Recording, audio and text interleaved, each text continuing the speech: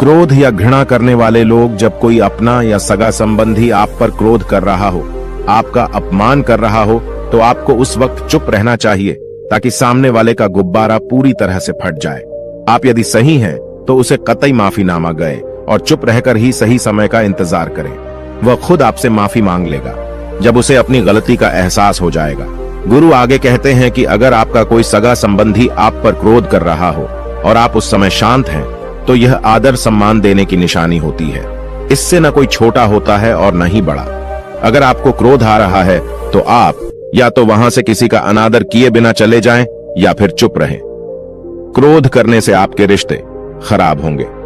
क्रोध करने से हमेशा क्रोध करने वाले व्यक्ति का ही बुरा होता है। गुरु आगे कहते हैं कि एक बार की बात है, एक सांप जंगल से भागते हुए किसी राजा के घर में पहुंच गया। लोगों ने छेड़खानी की तो वह बहुत ही गुस्सा हो गया, जिससे घर में जो तलवार पड़ी हुई थी उसी को लपेटकर कसने लगा और धीरे धीरे उसका पूरा शरीर कट गया। ठीक उसी प्रकार हमारा गुस्सा भी हमारे शरीर को तलवार की भांति काटता रहता है। गुस्सा ध्यान से खत्म होता है प्रतिदिन। अगर आप ध्यान की मुद्रा में बैठे हैं तो आपका गुस्सा आपके नियंत्रण में रहेगा। गुरु आगे कहते हैं कि यह तरीका है कि आप प्रतिदिन ध्यान का अभ्यास करें। इससे आपके शरीर में जो हार्मोन्स गुस्से को बढ़ावा देते हैं वह सब तुम्हारे नियंत्रण में रहेंगे, जिससे शरीर गुस्से पर आसानी तुम्हारा से काबू पा लेगा। लेकिन एक तरीका यह भी है कि जब भी आपको गुस्सा आए तो आप यह समझने का प्रयास करो कि क्या मेरा गुस्सा जायज है या नहीं।